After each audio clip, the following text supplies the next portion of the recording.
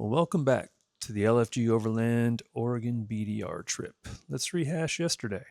We were able to take a great shower using the spa setup outside Chris's truck. We picked up a ton of bottle caps that were rusting away, spent some time on some tight trails, enjoyed the beautiful flora and fauna.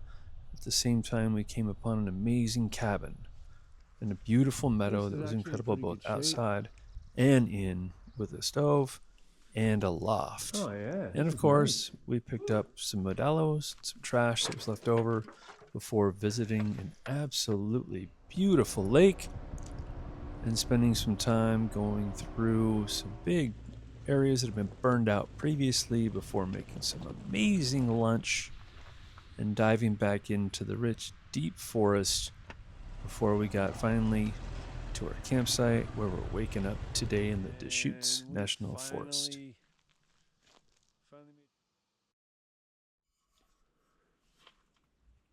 Oh, good morning.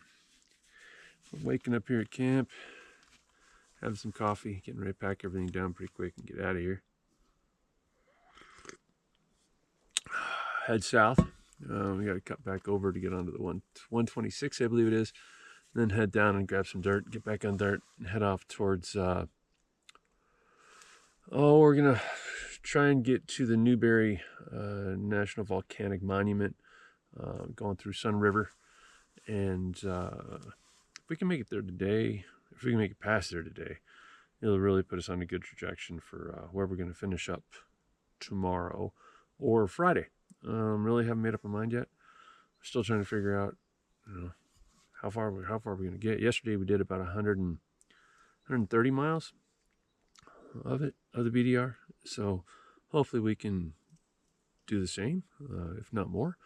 But we also want to make sure that we're taking the time to really, enjoy and stop and look at the flowers and the trees and listen to the birds and just really enjoy this time and enjoy this trip. So we will see you on the trail. Seems like some of this stuff is kind of finicky, dude. GoPro is super finicky.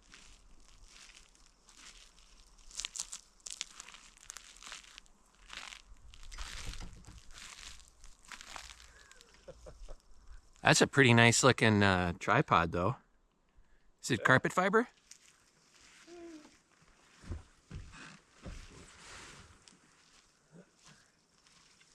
Yeah, probably don't put that on the internet.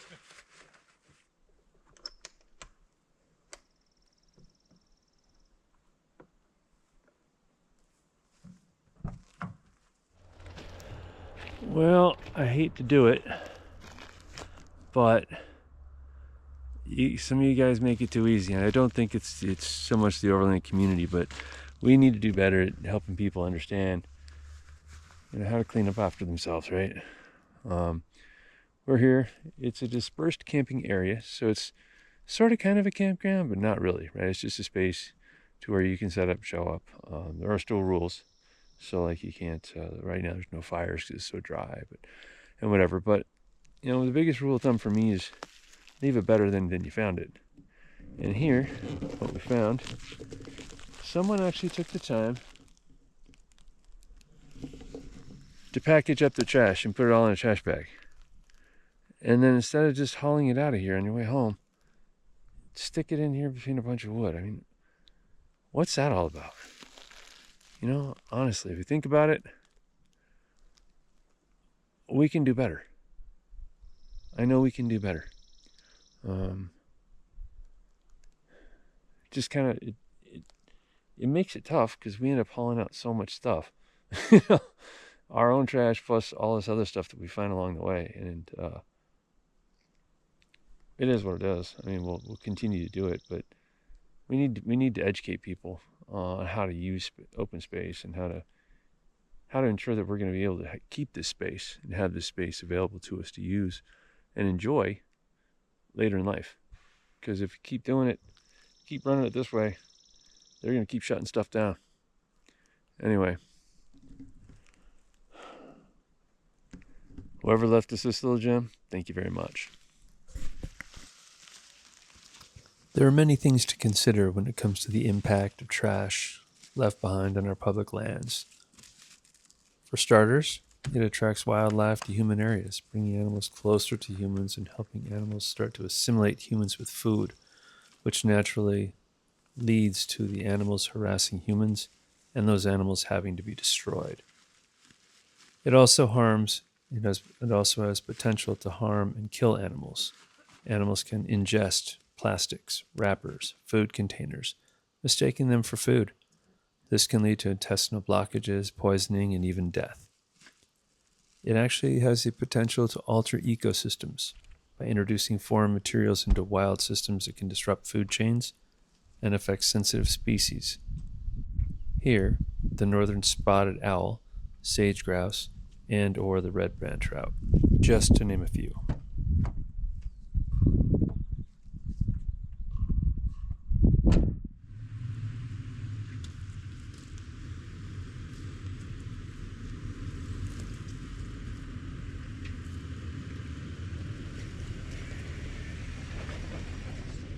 Heading south on Section 4 of the Oregon BDR now, and this stretch is everything we love about overlanding in Oregon. The route here really starts to feel remote, long stretches of dirt and gravel, barely a soul in sight, just the sound of tires crunching over rock and occasionally a hawk overhead. It's the kind of place where you lose track of time and start syncing up with the rhythm of the trail.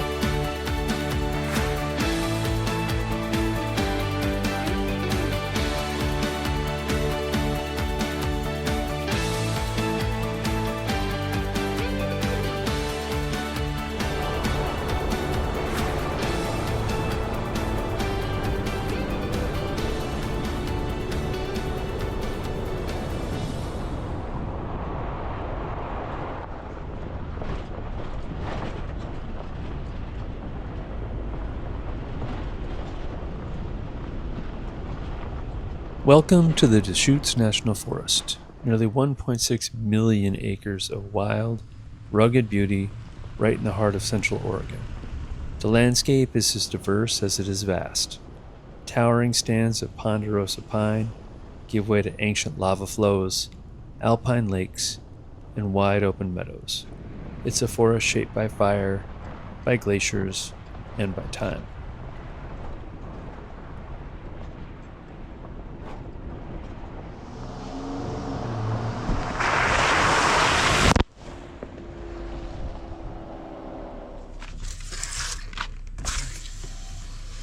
Little buggy here in the zone.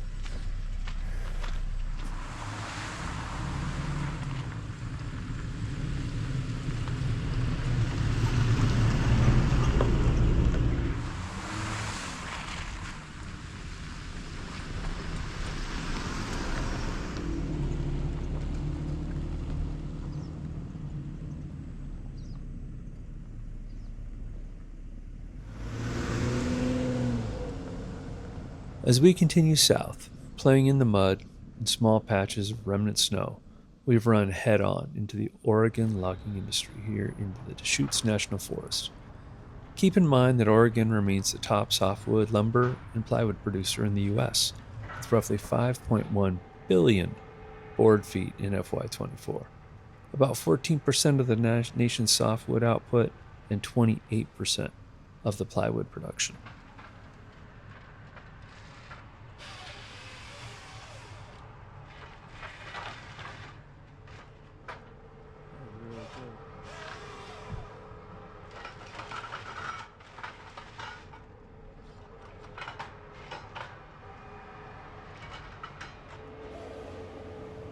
While the statewide harvest averages 3.6 to 3.9 billion board feet annually, the Deschutes National Forest got 26.2 million board feet across 50,000 acres in 2023. Obviously, a combination of fuel reduction and thinning projects contributed to this process.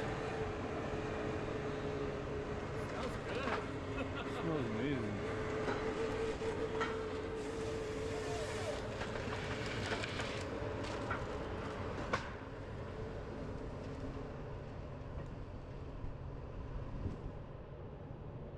That is so cool. Thanks, man. The Douglas fir dominates the harvested species with nearly 80% of the exported logs.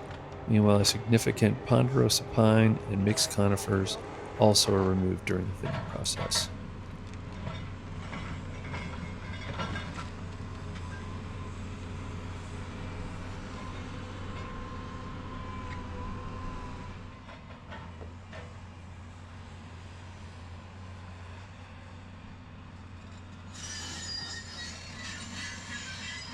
Combined here, the forestry and logging industries employ roughly 9,000 people statewide and generate a $717 million payroll, which goes far in supporting local economies.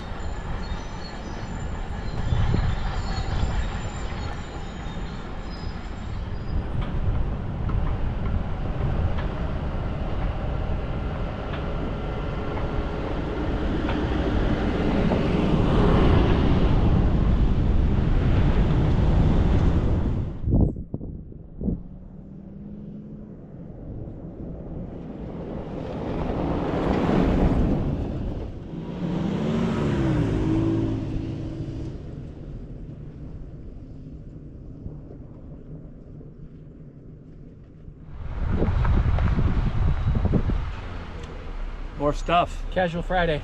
Yeah, do you want It's a a... Minnetonka moccasin. It's a real mini Tonka. It's a size 12. I am a 12, but I would really rather have 2. I'm fussy like that. But if you ever got your left leg cut off, this would come in handy. That's true. That's true.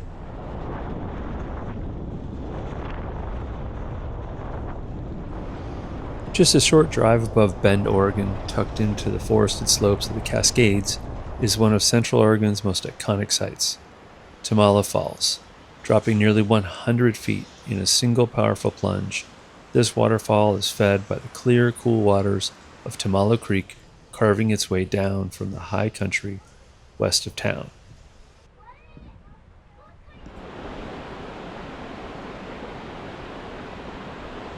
The sound here is consistent, rushing waters echoing through tall stands of fir and pine, mixing with the occasional call of a raven overhead. There's something magical about this place. You just don't see it. You feel it. The mist on your face, the thunder of the falls in your chest.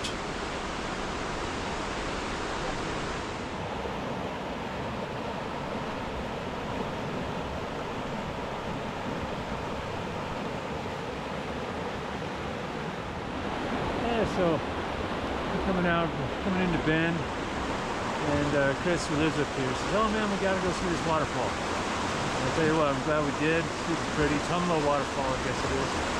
And it's cooling off a little bit in the shade. We're gonna go ahead and roll into town, grab some lunch, and then get back on the trail.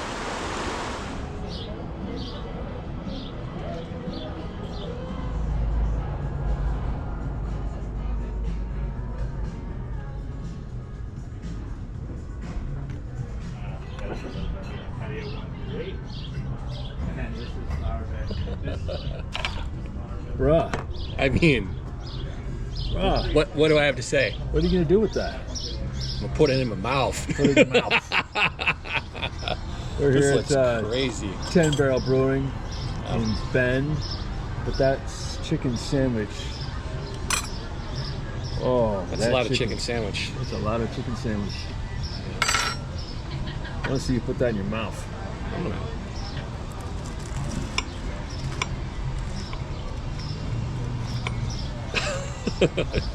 You're gonna have to edit this for length. Hey, it's got a salad right on it. Yeah, there's your salad. What's the reaction? Yeah? Good choice? Got a little heat, Got a little heat. a little sweet. Nice. What's not to love? What's not to love? Cheers. Cheers. Rockfish and chips. Got some Cajun seasoning. And it is pretty amazing.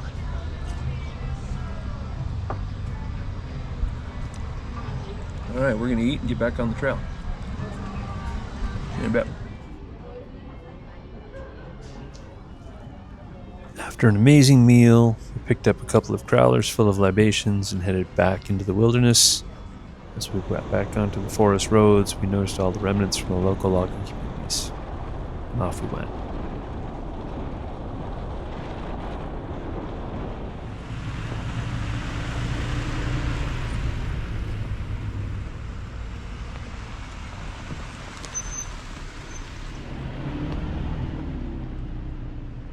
The air was dry, cool to the touch, and filled with the mixed aromas from both pine trees and the local wildflowers.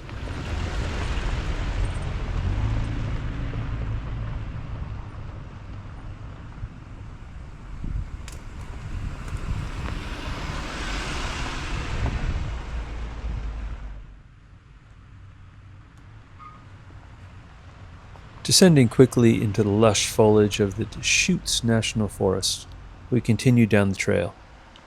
As we rose up onto a ridge to a beautiful vantage point, we noticed the time. We were far, far off of schedule. I had to put the camera down, and we had to boogie.